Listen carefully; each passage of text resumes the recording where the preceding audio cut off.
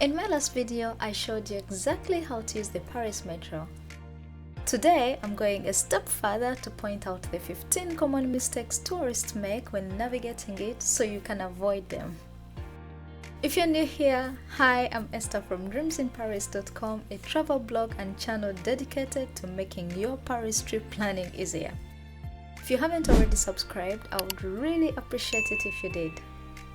And without any further ado, let's get into it. The first mistake we'll look at is entering the metro when people are still exiting. It's very rude to force your way inside when others are getting off. Instead, wait on the sides, and when they're done, you can board smoothly.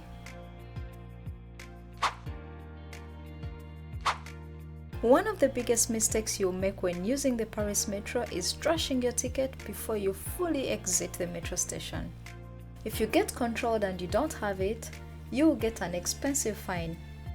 I can't tell you how many stories I've heard of people being fined because they didn't have the ticket but swear they had it a few minutes before.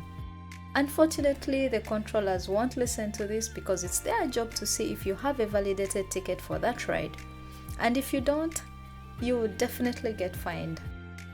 And guess what? They get a commission every time they fine someone, so it will be very hard to talk yourself out of this situation. Most of the pickpockets in Paris happen in the metro station, so it will be a big mistake not to pay attention to your stuff. Reason number one being it's always crowded, and two, because people tend to let their guard down, so it's easy to find targets. If you're on a metro or anywhere really, don't put your phone in the back pocket of your jeans. Also, if someone tries to distract you, chances are very high that someone else is trying to pickpocket you. So before you entertain any kind of distraction, make sure you know where your stuff is and that no one is getting too close to you. In the same way, be mindful when buying metro tickets at vending machines not to show that you have a lot of cash on you, as that will make you a target. Also, ignore strangers who walk up to you to offer help. If you need any kind of assistance, go to the RATP counters in the metro station. However, don't let this stop you from coming to Paris. The city is generally safe, so as long as you're mindful of your surroundings, you will definitely be fine. Moving on to the fourth mistake.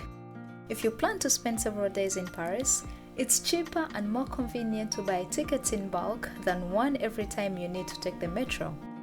To get the bundle of 20 plus tickets known as the Carnet, you'll need to buy a Navigo Easy Pass for €2 at the counters in metro stations and then load your tickets. If you're not sure how to do it, I explained how to buy this pass, use it, and reload it in my previous video, so you can check it afterwards. I'll leave the link in the description below. While still on the topic of tickets, make sure that you buy the correct ticket for your trip. If you're going to Disneyland Paris or Versailles, don't use the T+ ticket we've looked at above. Instead, buy specific tickets for each journey or pass that covers that particular zone. I also have a video that explains in detail the different types of tickets and passes plus the zones they work in, so you can check it out. The link is in the description as well.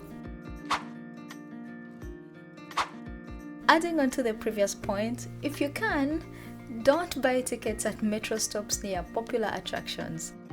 They're usually very crowded, which means wasting time in queues if you need to buy another ticket.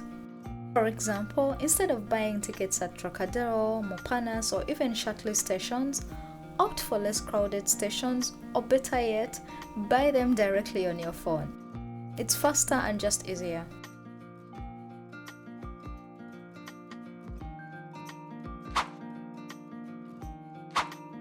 The next Paris mistake is not signing your ticket or pass.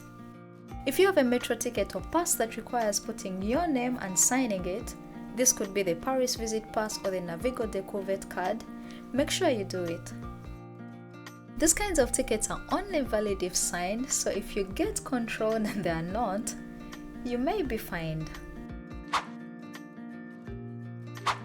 Another mistake some tourists make is standing on the left side of the escalator.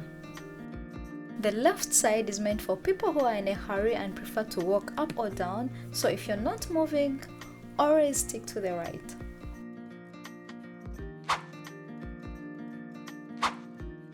The next mistake you'll want to avoid is speaking too loud. Locals usually keep to themselves in the metro and maintain a low volume when talking amongst themselves. If you don't want to be that tourist or even get some weird looks, try to always keep your voice down.